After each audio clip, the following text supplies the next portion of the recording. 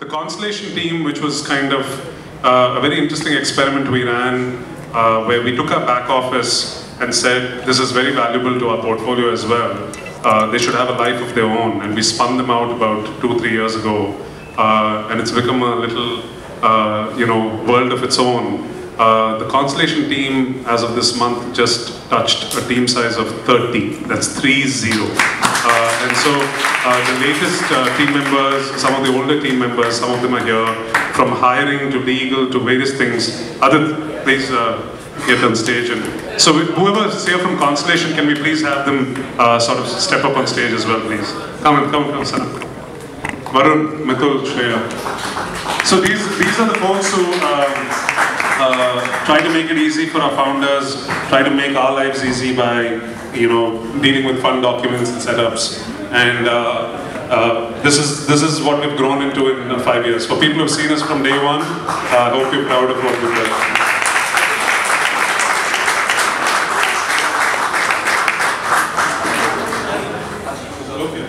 Is Alok here? Alok? Sure. I don't know. Come Alok. So the Constellation business has become a big enough business that we hired a CEO from outside of the business. So Alok is the CEO of the Constellation business. Thanks. I know it's people are getting hungry. I know we are serving snacks and drinks, but we have a killer panel. You guys should pull in all your founder friends and make them listen to this one. Thanks, team, again. Thanks. So, you're young enough, you would have had them talk about the pictures, permanent roommates, a whole bunch of phenomenal video channels that have been built by Arunabh and the Viral Fever. Arunabh, why don't you come in here? Yeah. So, I don't know about this generation, but the generation at the back definitely knows Arunabh and his work. So he's going to, I don't know what he's going to do, but we've left it to him. But here's what's more interesting for the rest of the panel. Between this day last year and this year, there were 3 exits or acquisitions of $200 million or greater in the country. Common Floor, TaxiPushpa, FreeCharge. And here, I present to you one founder from each of those companies. And we have Kunal from FreeCharge, Aprameya from TaxiPushpa, Lalit from Common Floor. Thanks a lot for making time and joining us. Of course, he's been a buddy for 4-5 years. He had to come. But Kunal, Lalit, special thanks. Can we have a couple of more mics here, please? Over to you, Arunabh. Yeah. Hi guys. I mean, for people who don't know me, I am the man standing between you and the party. Basically, the man standing between you and the exit from this room. We're talking about exit. Yeah. So while we are at that. I think other than these 3 gentlemen being part of the companies, the biggest 3 exits that happened last year, they also have another common connection with the Viral Fever. So for people who know a little bit about TVF, the first legitimate brand client of TVF for a video was nobody else other than Kunal Shah from FreeCharge. And then we made a video called Emotional Athyacharge. The first time this country made a web series was Permanent Roommates, and that happened because of fine gentlemen at Common Floor. That's where Lalit, Sumit, Gaurav and everyone helped us put that. And something which is happening again in 2 days, which is where Taxi for Sure and Ola, I think together will be a part of, is for the first time we are launching a 2nd season of a web series called Permanent Roommates. And it is going to be launched on Valentine's Day, and that's where we have किसी तरह connect कर दिया है अभी क्या करें you can't ignore it. So I think quickly because we won't waste time, and this pretty much seems like you start a company, so you come in the morning, you're very excited, your excitement wanes down by lunch, you do some more hard work, and by the time night arrives, or by the time your last journey in your startup arrives, you all get very agitated and you don't want to sit on the chair anymore. So I think we'll keep it short and sweet, and I think the first question that I genuinely had, and I think we had a discussion with Karthik and Sanjay and Roman. I haven't yet attached a face to Sanjay. So, hi. I'll just be using a cheat code, guys. Sorry. And also one fascinating thing now, while so I was free, I came late, so I was outside, so I pretty much talked to like every girl in the event. There were like 5.5 of them, you know. So it's, you know, in many ways then more, I think even after a decade passing out from an engineering college, somehow this still feels like an engineering college event. But yeah, let me just put that the quality of women has increased way more. I mean, one big clap for all the lovely ladies in the house, guys. I mean, there is something very sexy and alpha female about women entrepreneurs and VCs. Let's just put it that. I think I should shut up now. So I think to start with a couple of things which we also sometimes happen to hear and everybody is very eager to know.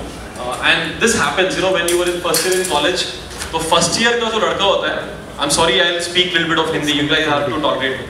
You guys have come to do business in India. You have to know a little bit of Hindi. I don't care. Okay. So the first year guys are the most keen to know about job placements, and that is a pattern that I've observed in some of the founders that I meet and these young kids. So the guys who have barely started are the most keen to know about exits. Because you know what is that end light in the tunnel. So I think that timing. And when do you decide what is the time, whether it happens, whether universe conspires or what is it? So how do you guys, I think one by one, I'll first take this question to Lalit. How do you decide that, okay, this is the time I think that a next pivot or a move or a change or a transition or an exit is arrived and you should go for it? Hi guys, this is a very interesting question, Anurag. So in our case, it was very much driven by the real estate macroeconomic scenario. I think you know, in the previous year, a lot of marketing has happened, but the market size hadn't increased, and that was one of the reasons why we thought whether to continue to build the brand or focus on the innovation and then attach the innovation to an already established brand. So some of the macroeconomic scenarios sometimes drive such decisions, but I think in many other cases, it is the synergy that people see with the other company and the kind of shared vision that they have for that category. So these are some of the drivers which work for us and in general, I guess, for many other companies. What do you think of women? Hello. So I think overall the best time to exit is when you don't want to exit. Right? So if you want to exit, that means nobody's going to buy you. Right? So you should not want to exit, and that's when most of the best deals happen. You know, in the case of Taxi for sure, you know, lots of events, a couple of events that you know kind of you know made the exit happen was a lot of money coming into one of the competitors, that's Ola. You know, that was. We can all have a very frank discussion about that. So I think we can have some anecdotes or story if you have. Yeah. So. So God knew, you know, Alibaba's IPO would happen last year, and God knew SoftBank would make so much money that they would choose India to put in all that, you know, investment in, and Ola would be one of them. And you know, 200 million into a competitor all of a sudden puts pressure on you to raise money. Right? So that's when we started looking out for you know, investments, and we were looking to raise close to 100 million. And at the same time is when the unfortunate Uber incident happened. So, you know, one side, competitor getting a lot of money, then an incident that happens that kind of makes everybody scared of the market, thinking of, you know, are you guys even going to exist in 3-4 months because the government's going to ban you and, you know, things like that. So you have no answers to such questions to investors who, you know, kind of ask those questions, right? You just have to tell them, you know, time will tell you that, you know, these things will get sorted out, and you know, you can't just shutter an industry which is doing so well. So that kind of delayed, and you know, at the same time, both our competition put in offers, and the decision for us was raise much less than 100 million and continue, or sell to one of Uber or Ola. We chose one of them, and that's how it happened. And it all happened because it was a time when we didn't want to sell. What about Kunal? What do you think? So I think we did not have the, actually we had a different situation. We had capital in the bank and we chose that because I think the real thing for an entrepreneur is to really give returns to their investors, their team members, and not just kind of be a warrior for the sake of being a warrior, right? I think fortunately for me, I've run profitable businesses before FreeCharge, and I think I was not kind of signing up for the irrationality that was going to unfold. It made sense for us to kind of get the outcome and still be in the play through a partnership with Snapdeal versus kind of going all out and kind of getting into irrational mode. We had the total amount of money that we have burned to exit was close to only $19 million, and I think in that $9 million were just in the few months leading up to that exit. So I think general uncomfortable on the irrationality that was going to come in the market, A. B. Also, it's not that we were kind of going out of sync. We were still going to be a separate company, run a separate brand, continue to have that independence. And three, I think great outcome for everybody who believed in the founders. Yeah. So I think one question that I would like to add, Kunal, to you is that since you mentioned that you had the money in the bank, and I think you were operational, you were profitable, and I think FreeCharge as a brand, if I remember, a new batch of TVC had just hit the market.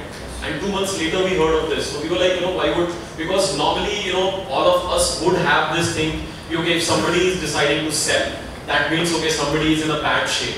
And that's a very Indian thing, but I personally don't agree to that, and I think then how do you decide that, okay, I have the money, I have the freedom to do it my way, and I still am looking at, let's say, 51% of predictability in the business, but yet you want to decide that, okay, let's become partners with someone. So I think one flaw we have, we usually try to make business sound like war, right? So you are defeated, therefore you give up, merge. This is business. We should all realize that this is not war. I only know one thing that happens in war: people bleed. That's what's happening. Some of our friends from Snapdeal and Flipkart can learn their business. I think it's a hard thing to kind of compete in a market where customer maturity is still to happen. Means we all know our internet connections, how pathetic they are. Means trying to make a transaction happen in this country is even more harder.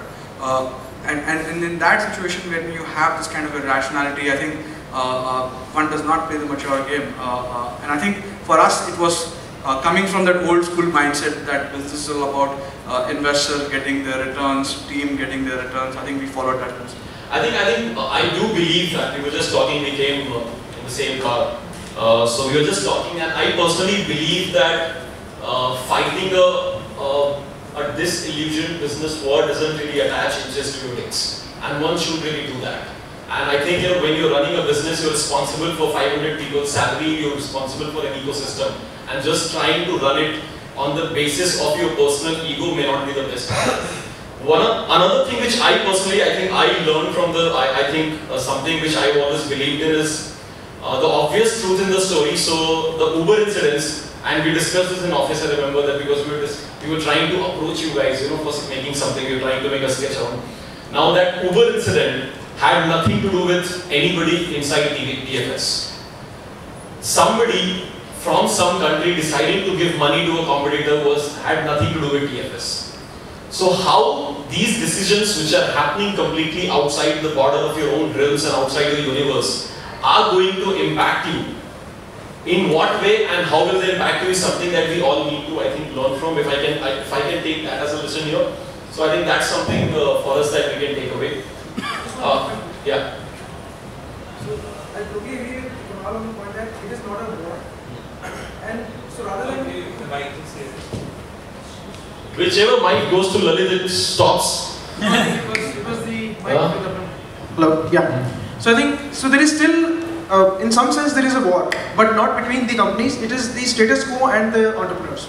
So if we come with that mindset, then partnering and exploring on synergies makes a lot of sense. So rather than a lot of budget going into competing with each other, competing on the Google page, the ranks, SRP or bid wars, all of that.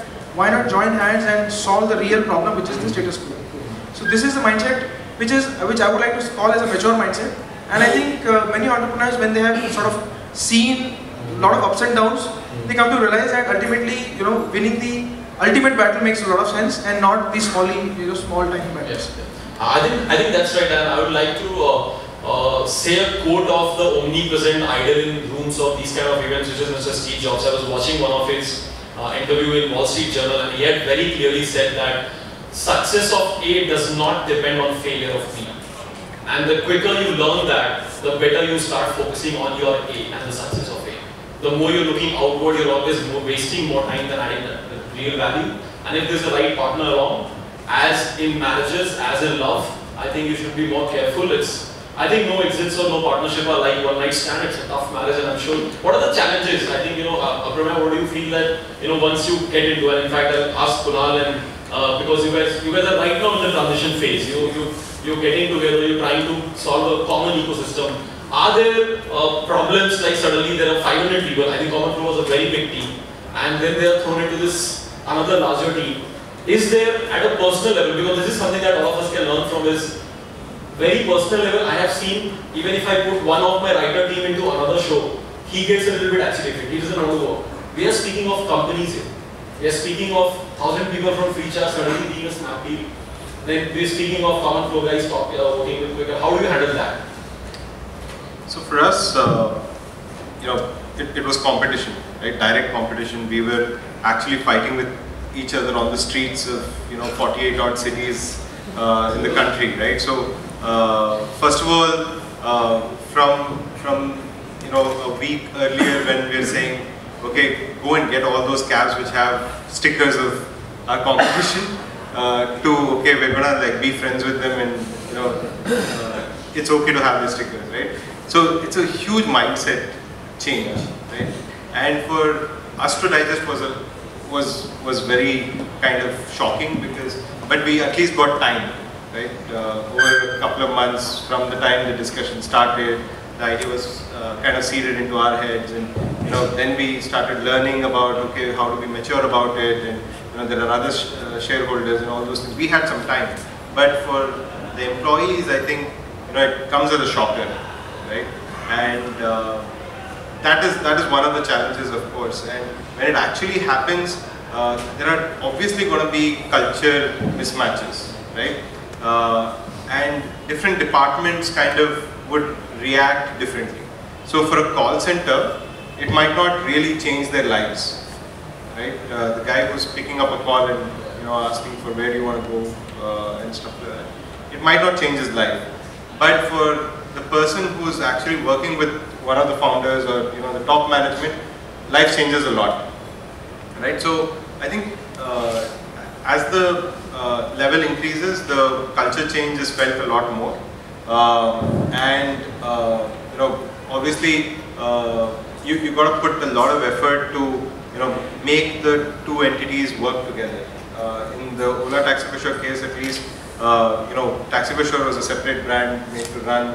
Our chief operating officer took over as the CEO. So those are things that we kind of handled.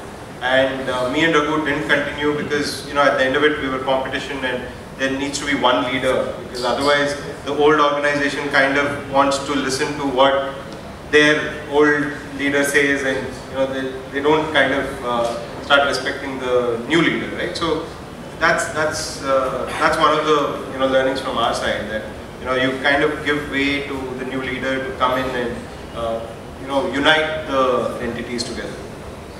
What do you think, Kunal?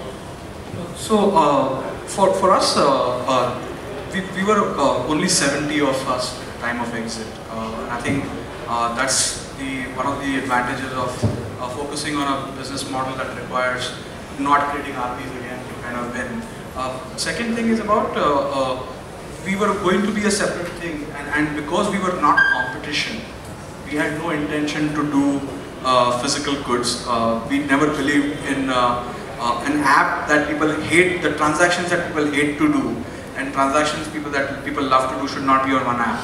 Was our belief, right? I've never seen anybody enjoy going to the petrol pump and saying, oh, I'm going to enjoy fueling my car. Recharge was a business like that where people wanted to just get rid of it. Our metric was time taken per transaction. Right? But e-commerce is all about time people spend on a particular app, and it was not going to make sense. So we were separate from that perspective. So I think we focused on transactions that people hate to do. Snapdeal focuses on transactions people love to do, and that's how it works out better. But I think location, we are in Bangalore. Delhi continues to be a separate company. I don't think we had that much of a challenge, but I think what I realized when I was doing some projects between the two companies, I think cultures are absolutely something that you don't understand till you see something, a different culture from inside, right? Every company kind of looks like the same from the outside, but when you go inside, it's completely different, and it's a reflection of what the leader believes in, what the companies have originally believed in, and it's amazing that we don't define these things, that these are the rules, but these rules exist, that this is not okay, this is absolutely something that will get you fired, this is acceptable, this is what you, and you just don't realize it till you kind of bring a contrasting thing, and the same principles are kind of similar, but they're not the same. I think so. How many founders or co-founders or entrepreneurs we have in this room or the semi-adjoined room? Okay, hi guys. Hi, nice to meet you. Hi.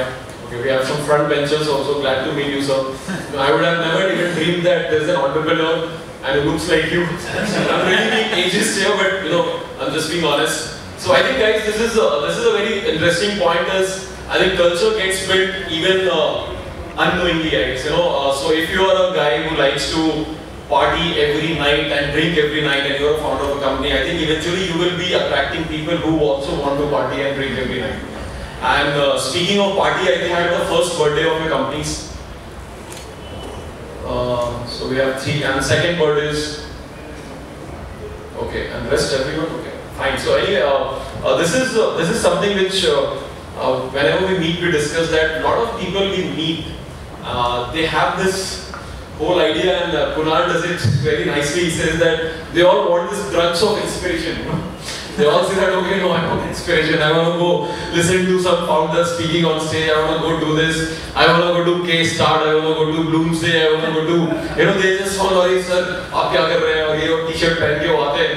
So what is, I want to especially know from Kunal, and if you can, what is your take on those guys and these guys who have, I'm sure, all the right intentions, and what is the best piece of advice that you can give?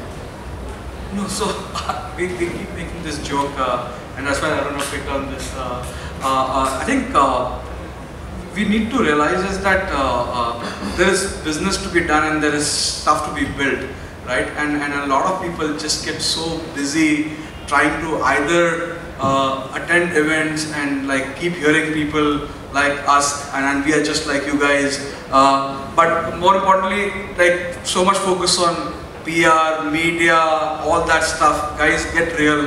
That stuff is not going to get you through. You have to do a lot of company building, and I think even chicks are not falling for those anymore.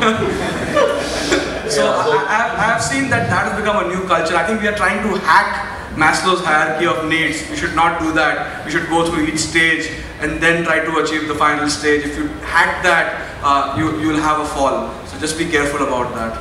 I think this is something that we sometimes use is also like, so startups are the new guitars in college, and every student wants one. And it's actually like that, if you used to play guitar, you used to invariably get a girlfriend.